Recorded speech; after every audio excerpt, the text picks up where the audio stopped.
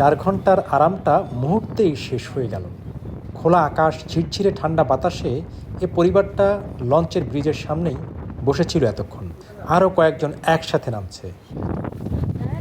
বেরসিক বৃষ্টি বুঝল না, নেমে পড়ল। এদিকে ওই যে দেখতে পাচ্ছেন সামনে ট্রলার, ওর উপরে মাস্টার সাহেব একটু বিরক্ত। দেখেন এই যে সাসলেট মারলে ওরা তো শুনে না, ওই যে ওই এখন চাপতে আছে, কাছে যখন যায় তখন। এখন কিন্তু দুর্ঘটনার হয়ে যায় এভাবে, ডাইনিয়ে যাবে না বামে যাবে কাছে গেলে না, আগে যদি সরিয়ে যায় তাই কিন্তু আর কোনো ই থাকে না। আবার দেখা গেছে এরা সামনে দিয়ে হঠাৎ করে পাড়ি দেয়, ওই সময় দেখা গেছে ওই যে একটা পাড়ি দিতে আছে দেখছেন, ওই এখন যদি ওর ইঞ্জিনটা বন্ধ হয়ে যায় তখন কিন্তু দুর্ঘটনা নিশ্চিত। এর মধ্যে হয় আমাদের তো এখন গতি আছে অনেক, আমরা এখান থেকে সিগন্যাল দিব, তারপরে ইঞ্জিন রুম থেকে ব্যাগিয়ে দিতে হইবে। এটা তো গাড়ি না যে হঠাৎ করে ব্রেক করে লাইলাম, আমাদের তো হঠাৎ ব্রেক হয় না, কারণ বালুর বলগেটগুলা ঝামেলা করে। এই কারণে দেখে গেছে ওদের মাস্টার থাকার কথা, মাস্টার থাকে না, কারণ মাস্টারের সে আইন কানুন জানে। কোম্পানি কিছু খরচের জন্য মাস্টার নেয় না, এই মাস্টার না নেওয়ার কারণে এই দুর্ঘটনাগুলো বেশি কিন্তু করে। যেমন আমি যে একটা সিডি দিছি, একটা সিডির অর্থ কী এটা কিন্তু ও বুঝে না। যদি ওটার মাস্টার থাকে তখন বুঝবে যে একটা সিটির অর্থ কী। একটা সিটি যার যার ডানে ডানে থাকবে, 2 টান সিটি যার যার বামে বামে থাকবে, 3 টান সিটি যদি, যেমন এখান থেকে একটা জাহাজ বেরোই, যে লঙ্গরের জাহাজ আছে, এখন সে বের হবে, এখন সে যদি 3টা সিটি দেয় তখন আমি বুঝতে পারবো যে ওই জাহাজটা ব্যাগে বের হইতেছে। আমরা যাচ্ছি ভোলার ইলিশা। গল্প হচ্ছিল মাস্টারের সাথে। এই যে ব্রিজটা দেখা গেছে যে রাডারে, এই যে ব্রিজ, এই যে রেল ব্রিজ, ঠিক আছে, এই ব্রিজটা এখানে আমাদের রাডারে আছে। আশেপাশে এই যে কিনারা আছে, লঙ্গরে জাহাজ আছে, এই যে একটা জাহাজ যে আমরা পাস করে আসছি, ঠিক আছে। এইটা হলো যে জিপিএস, যে রোড স্পিড, এই যে আমাদের এখন 11.1 চলতে আছে।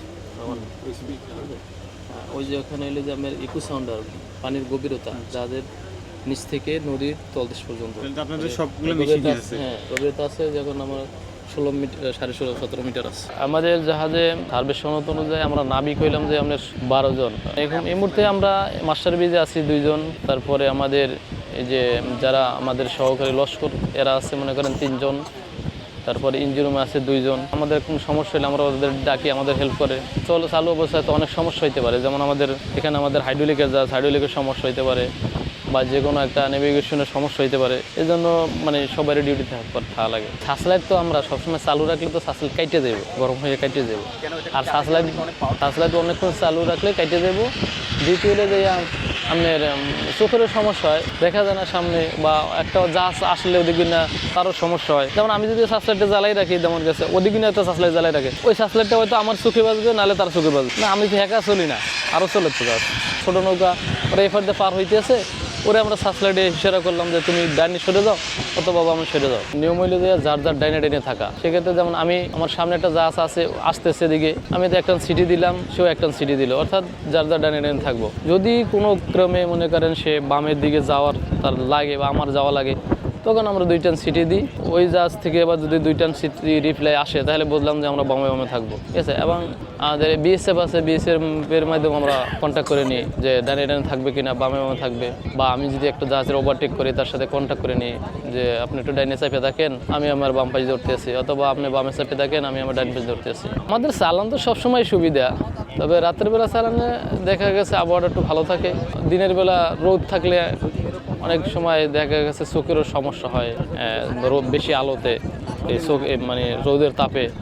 আর দিনের বেলা কেউ পরিবেশটা খুব শান্ত থাকে। এখন আমি তো আমাদের একটা দৃষ্টি থাকে, যেমন আমাদের একটা বেয়ারিং থাকে যে আমি ওই জাহাজটা ওই সামনে ওই বেয়ারিং নিচ্ছি, এই সোজা গেলে আমার জাহাজটা এইভাবে থাকবে। এখন যে আমার জাহাজটার হেড সোজা আছে এটা আমি বুঝতে পারবো যে আমাদের স্টান আছে, তারপর আমি একটা সামনের একটা বস্তুর সাথে ওই যে বাতিটা আছে দেখা যায়, বাতিটার সাথে আমি দেখলাম যে আমার জাহাজ ডাইনে যাইতেছে না বামে যাইতেছে, বা সোজা আছে। যেমন একটা জাহাজ আইতেছে, ওর যেমন ও ডাইনে যাইতেছে না বামে যাইতেছে, বা আমারটা ডাইনে যাইতেছে না বামে যাইতেছে, এটা তো আমি ওর দিকে খুব সতর্কভাবে থাকি। ওই জাহাজটা ওর হেড কোন দিকে যাইতেছে, আমার হেড কোন দিকে যাইতেছে, এটা আমাদের খেয়াল রাখতে হবে সতর্কভাবে। যখন দেখি যে ও যে বামে যাইতেছে, তখন আমি তোর সতর্ক করার জন্য হরেন দিব।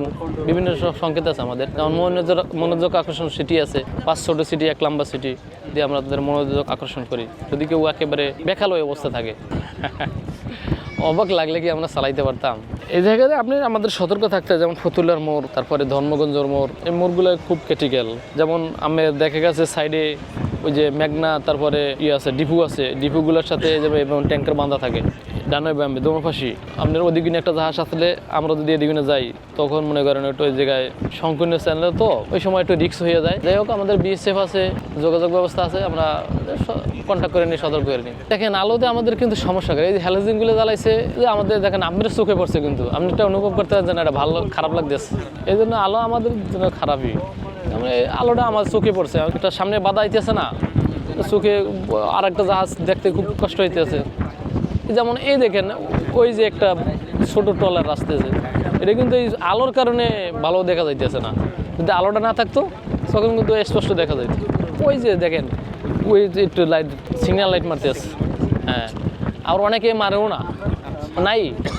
এইটা ওই যে আমরা সার্চ লাইটের মাধ্যমে দেখি, মাঝে মাঝে সার্চ লাইটের মাধ্যমে